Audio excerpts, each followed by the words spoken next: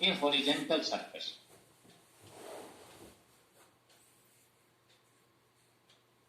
Then if system consists of two or more than two bodies and all bodies are moving together under the action of external forces, तो ये मान लिया कि हमारे पास एक body 1 kg या 3 kg, there is another body 2 kg, and we have one more body 1 kg.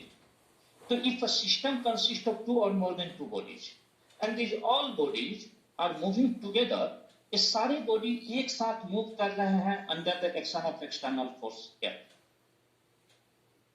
Problem पे में कैसे प्रोसीड करेंगे? तो यदि किसी सिस्टम के अंदर एक या एक से ज्यादा बॉडी हो और सारे बॉडी एक साथ मूव करे under the action of external force F, consider them as a single body. आप इमीडिएटली इसे एक सिंगल बॉडी की तस्दीक कीजिए ऑफ मास 6 kg. आप एक सिंगल बॉडी की तस्दीक कीजिए ऑफ मास 6 kg. अब आप इसके ऊपर फ्री बॉडी डायग्राम ड्रॉ करें. तो 6g नीचे, नॉर्मल फोर्स ऊपर, और यह एक्सटर्नल फोर्स लग रहा है तो यह एक्सटर्नल फोर्स F इधर. प्रॉब्लम को सॉल्व करने का सबसे सिंपल तरीका कि आखिर यह बॉडी मूव किधर कर रहा है. तो answer in this direction. This body is generally moving in which direction?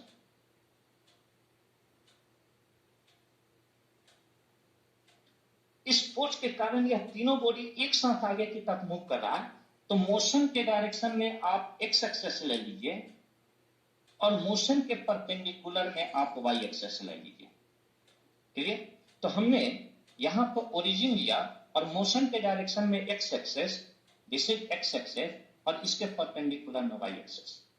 आप अपने सिंप्लीफिकेशन के लिए नॉर्मल फोर्स ओरिजिन से ऊपर लग रहा है, mg फोर्स 6g नीचे लग रहा है, और यह फोर्स पॉजिटिव एक्स डायरेक्शन में शो कर दिया. Now simple collect force in X direction as well as Y direction. तो मैं यहां पर एक्स डायरेक्शन में फोर्स को कलेक्ट कराऊं तो एक्स के डायरेक्शन में केवल एक ही फोर्स लग रहा है, that is F. Let this be equation 1. Y के डायरेक्शन में अगर ओरिजिन से ऊपर का फोर्स पॉजिटिव तो ओरिजिन से नीचे का फोर्स निगेटिव.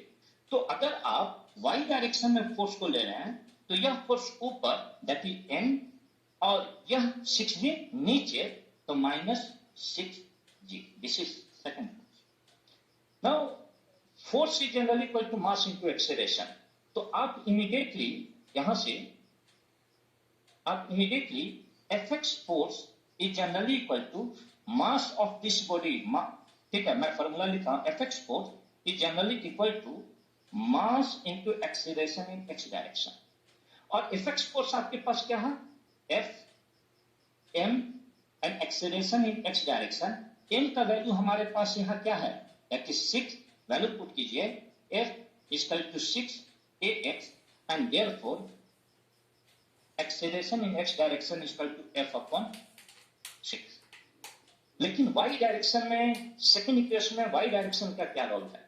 तो Fy force is equal to mass into acceleration in y direction. और चूंकि यह बॉडी x के डायरेक्शन में मूव कर रहा नहीं कि y के डायरेक्शन में, तो Ay force must be equal to 0. और जैसे ही इस फोर्स को यहां 0 डालें तो Fy फोर्स विल बिकम 0. और Fy फोर्स आपके पास है क्या? यहां पर Fy फोर्स आपके पास क्या है? N-6g. तो N-6g is equal to 0, and therefore N is generally equal to 6g. So this is how we are going to apply rule 1. If a system consists of two and more than two bodies and all bodies are moving together under the action of external force F,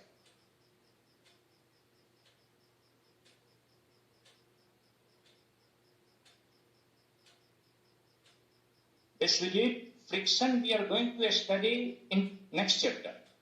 Here मैं जो भी चीज चल रहा हूँ friction से free चल रहा हूँ. मेरा मेन कंसंट्रेशन इस पर्टिकुलर चैप्टर में हम लोग फ्रिक्शन पर नहीं लेंगे, और एक्सेस ऑफ टेंशन फोर्स उसे हम लोग डिस्कस करें. एक्सटर्नल टेंशन फोर्स, यदि no any external tension force, you have written what? Tension force. Tension force को मैं फिर से रिपीट कर दे रहा हूँ आपको. लेकिन फ्रिक्शन फोर्स इस पर्टिकुलर चैप्टर में हम लोग स्टडी नहीं करने जा रहे हैं. Friction force we are going to study in next chapter after this chapter. अगर मैं फ्रिक्शन फोर्स को यहां मिक्स करूंगा तो you will get confuse. Clear? तो हम लोग फ्रिक्शन को नेक्स्ट चैप्टर में करेंगे. Any more? केवल tension force. Okay, let me explain tension force once again. हमने क्या कहा था यहां पर?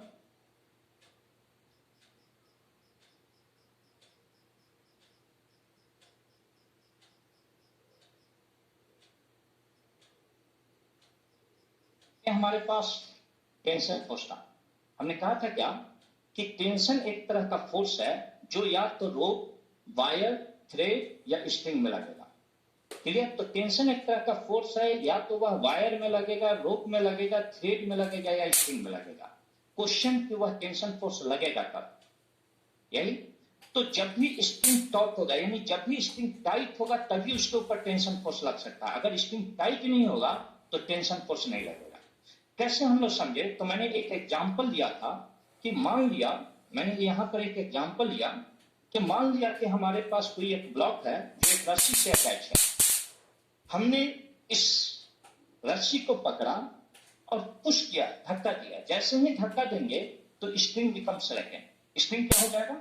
लूज हो जाएगा. और जैसे ही यह लूज हो जाएगा tension force will immediately become zero.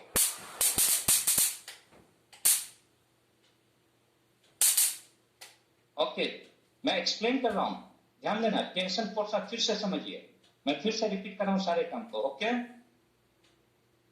ठीक. हमने ये कहा कि ये मान लिया कि एक ब्लॉक, और इस ब्लॉक को हमने एक रस्सी से बांध दिया. रस्सी के एक एंड को पकड़िए और आप इसको धक्का दीजिए. जैसे ही आप धक्का दीजिएगा तो यह ब्लॉक नहीं मूव करेगा. फॉर एग्जाम्पल, मान लो कि मैं इस मार्कर को बांध दिया और धक्का देंगे रस्सी मतलब धागा से, तो ये ब्लॉक मूव नहीं कर सकता है. तो उसी तरह से जैसे ही मैं यहां से पुश करूंगा यह ब्लॉक नहीं मूव करेगा, यानी स्ट्रिंग क्या हो जाएगा? लूज हो जाएगा. और मैंने यहां लिखा हुआ है कि when ever string is taught, यहां पर मैंने लिखा हुआ था कि when ever string is taught, जब भी स्ट्रिंग टॉट यानी टाइट होगा तभी टेंशन लगेगा. जबकि जैसे ही आप यहां पर धक्का दे रहे हैं तो यह रस्सी लूज हो गया तो टेंशन फोर्स बिकम जीरो. लेकिन दूसरे केस में हमने इसे पकड़ा और पुल किया. जब पुल कर रहे हैं तो स्ट्रिंग क्या हो जा रहा है? टाइट हो जा रहा है. क्लियर? और जैसे ही स्ट्रिंग टाइट हुआ तो टेंशन फोर्स लगेगा. लेकिन वह टेंशन फोर्स का डायरेक्शन किधर होगा? तो tension force will always act in the direction of pull. जिस डायरेक्शन में खींच रहे हैं टेंशन फोर्स उसी डायरेक्शन में लगेगा. तो मैंने इधर खींचा तो टेंशन इधर. लेकिन मैंने ये कहा कि अगर किसी सिस्टम के अंदर एक या एक से ज्यादा बॉडी इन्वॉल्व हो, यदि किसी सिस्टम के अंदर एक या एक से ज्यादा बॉडी इन्वॉल्व हो, यानी एक या एक से ज्यादा स्ट्रिंग हो, तो टेंशन कैसे? तो अगर मान लिया कि ये हमारे पास सिस्टम है और इसके अंदर एक और दो स्ट्रिंग है, दो अलग अलग स्ट्रिंग है, तो दोनों में अलग अलग टेंशन. कैसे हम लोग दिखाएंगे? तो आप इस ब्लॉक को अलग कर लीजिए with some part of string, इस ब्लॉक को अलग कर लीजिए with some part of string, इस ब्लॉक को अलग कर लीजिए with some part of string. इसको पकड़िए, पुल कीजिए, टेंशन यानी पुल इधर तो tension force will act in this direction. इसे पकड़ा, पुल इधर तो tension force will act in this direction. इसे पकड़ा, पुल इधर, tension force will act in this direction. यहां पकड़ा 3 kg में, पुल इधर तो टेंशन फोर्स इस डायरेक्शन में. चूंकि दो अलग अलग स्ट्रिंग है इसलिए इस स्ट्रिंग में हमने टेंशन को T1 से रिप्रेजेंट किया है, तो इस स्ट्रिंग में हमने टेंशन को T2 से रिप्रेजेंट किया है. क्लियर? समझ में आया? I have to explain once again, और did you get my point? Just comment it. क्या आप सभी को समझ में आ गया? ओके, तो मैं आगे बढ़ रहा हूं.